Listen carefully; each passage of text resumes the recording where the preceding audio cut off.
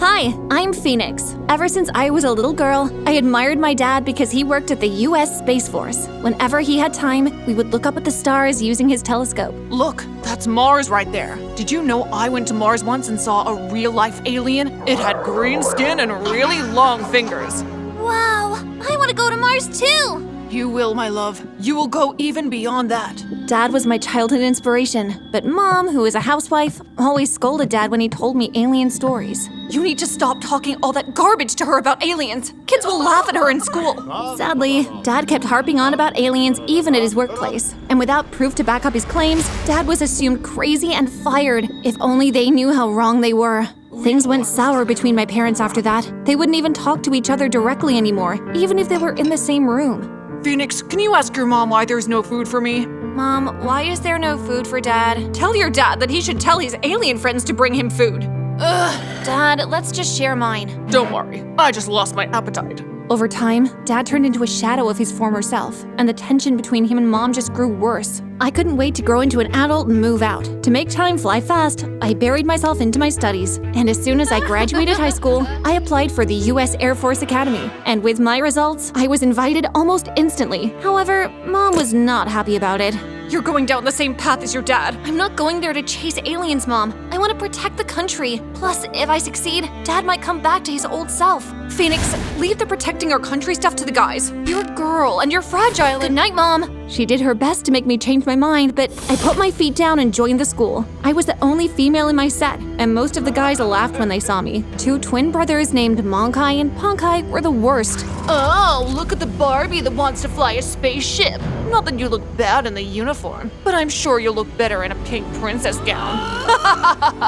Their taunts only fueled me to work twice as hard. And though, in a matter of months, I was beating most of the guys in physical fitness tests, I kept to myself. However, one day, I just lost it. I was heading to class from my dorm one morning when I saw Ponkai and Monkai holding Jake, the most quiet guy in our class, against my locker. Hey, you two, weren't you taught that people who pick on others are scum? Let him go. Or what, princess? I walked right up to my locker and forced it open, smacking Ponkai in the nose with it. Oh, my nose! Ouch, didn't see you there. Monkai rushed at me, but even though he was taller, I had him dangling before me in seconds. Fetch, Ponkai! When our instructors came onto the scene, many cadets bore witness to the fact that these twins had always been troublesome. They were tasked with washing the toilets for a whole school year, and I was allowed to go free. I wanted to go my own way, but something about the way Jake was trembling moved me to try and comfort him. Hey, are you okay? Don't talk to me. Huh? I just saved you, mister. Maybe you shouldn't have. This life is all messed up for me anyways. Whoa, someone was angsty. Well, next time I won't. His attitude annoyed me, as well as made me curious, but I soon discovered what was behind it. Just before we were about to level up from being 4th class cadets, Jake and I were paired to be pilots in test flying a spaceship. I was so excited to finally get in one, but when we entered the cockpit, Jake started shaking like a leaf. Hey, are you okay?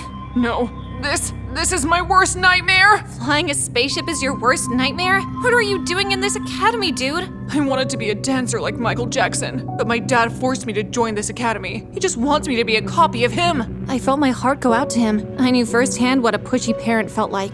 It's okay. Look, place your hands over mine. We can do this together. Breathe in and out. Ready, steady, go!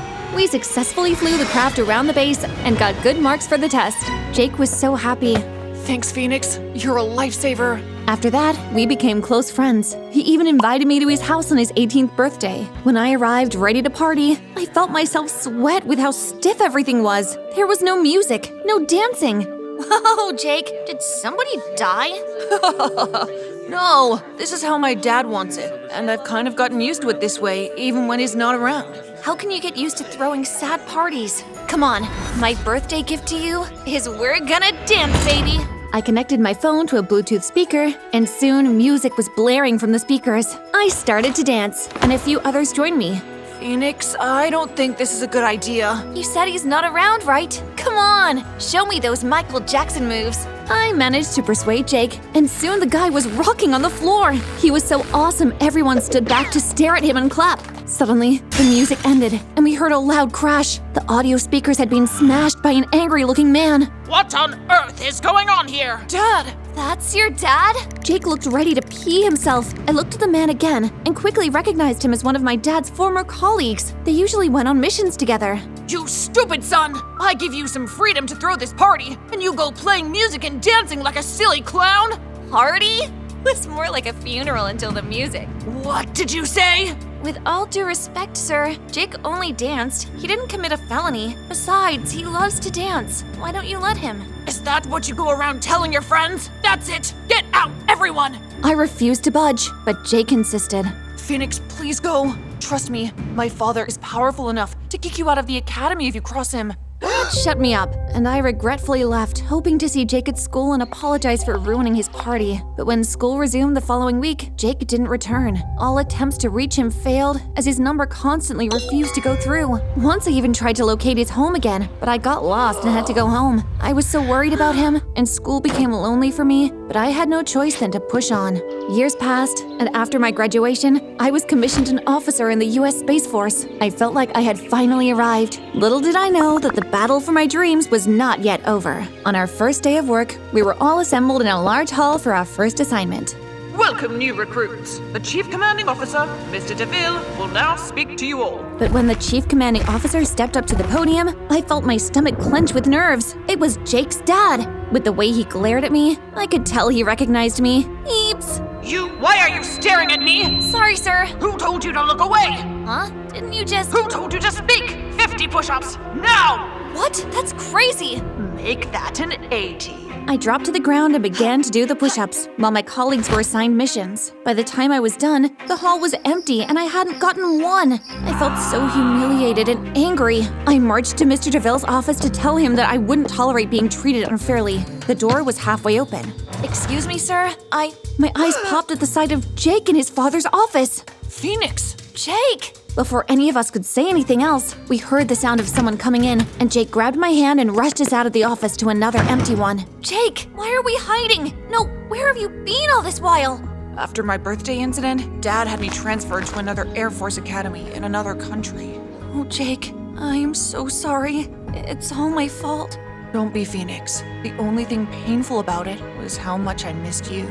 Thanks to how clueless I was with romance, I didn't understand then the strange flutter in my tummy at his soft-spoken words. I'm here now. Yes, you are. Seeing Jake again, I forgot all about my anger at his dad as we spent a lot of time talking. But over time, my excitement with our reunion dulled in the face of Mr. DeVille's continuous letdown. Instead of assigning me the work I had trained for, he kept sending me on petty errands that were downright insulting. Onions, shaving stick? Wait, you want me to go shopping for you? Isn't that what ladies are for? I'll have you know, sir, that I am here based on pure merit. Being female doesn't make me handicapped. But being Barnes' daughter does. Wait, all this while you recognized me? I thought you were my dad's friend. Why are you treating me this way? Who knows if his craziness is hereditary? That's why I can't send you on missions. Maybe you could be my personal office cleaner instead. Don't call my dad crazy! Keep your list! Dad's condition was always a sensitive issue for me, and finding out Mr. DeVille was judging me based on that turned my emotions upside down. And for the first time in years, I broke down and cried. Just then, someone took my hand. Phoenix, stop crying. I heard everything. Your dad is a mountain I can't defeat! About that, Phoenix, there's something I want to show you. Jake took me out to a restaurant downtown, and he showed me pictures he had taken from his dad's diary. In it were several mentions of how jealous he was of my dad's career success. From what I gathered, your dad was on the verge of becoming the chief commander before he was accused of going bananas. Accused? Actually, my dad is a bit banana. No. After reading Dad's diary, I have my suspicions that my dad did something that made your dad think he saw an alien. I have no idea what. I have searched the whole house for it, but we may find something in his office. Jake, if this is true, it could mean big trouble for your dad. Your happiness means the most to me, Phoenix. Jake's revelation made me furious with Mr. DeVille. I had to find out if he was right, and there was only one way to have access to his father's office without being suspicious. The next day, I stood waiting for Jake's dad at the door of his office. Yes? What? If I become your personal office cleaner for 7 days, sir, would you consider me for missions? I might. Then yes, I will be your personal cleaner. He quickly handed me the keys, and I got down to work, searching for clues as I cleaned. 4 days flew, and there was nothing I could find. On the 5th day, I was on the verge of giving up. What a waste of time. Ugh. I placed my hand over a spot in the wall to catch my breath and nearly jumped in fright when I accidentally hit a lever and a floor tile opened. What in the world? When I looked in, I saw a strange green costume. Dad's words from years ago echoed in my head as I stared at it. It had green skin and really long fingers. What Dad thought was an alien was only Jake's dad wearing an alien costume. I stuffed the costume in my bag, arranged the office as it should, and snuck away to meet Jake. Together, we drove straight to my parents' home. Dad was sitting on the porch when I arrived. Dad, did the alien you saw years ago resemble anything like this? Dad was shocked when I showed him the costume and told him how I found it. The day I saw that alien on Mars, Mr. DeVille was my partner as usual and had excused himself to check something. He came back some time after that alien disappeared. It was him then! He dressed up in this to fool you! I knew he was always jealous of my success, but to go this far just to kick me out. Mom came in just then, and her expression looked like she heard it all. To think we all thought you were mad when you were only tricked. You have to make an entry with the authorities right now. It had to be the first time in years she spoke directly to Dad. All right, let's go. Dad reported to his former superiors, and they promised to look into the matter. Hoping that Mr. DeVille still had an atom of humanity left in him, I endured the 2 days left of our bargain in hopes that he will stick to it. But when the time was up, he wasn't willing to budge. You said after 7 days you would let me go on missions. I said I might, not will. I've had enough. I'm going to write a report of your maltreatment. And who would believe you? I do. I am a witness, in fact.